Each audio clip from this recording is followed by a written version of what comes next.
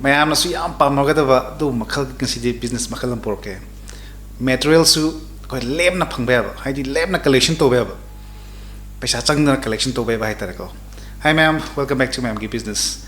ngasi dei progress ba business si tina nuai ga da ba paisa su phajan tan ba ga da ba du makhal ki business ni kari no har kan da ai khoi ki oil ji engine oil gari ki thau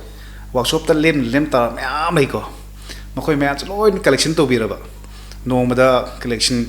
liter chonga ra chani ra sam ra anything collection haidi phatta ba thau du ni ko ji phatta ba thau sing da loi collection to bi ra ba khoina aduga filtration to thoga pure koi han ba thau na makhara so video lep ni ko adu maina to ba business hai ba adu makhagi business ni makhara so video lep ni hai ba su machine se ma loraga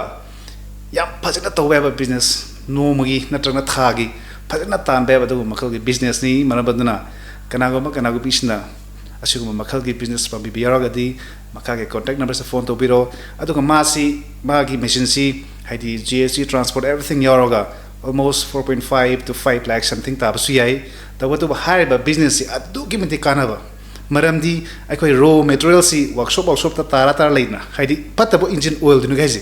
aduga pure engine oil on thoga market dong thadokba yam thina nungai ga dawa yam pajat tan ba ga dawa adu makhal ki business ni mamaduna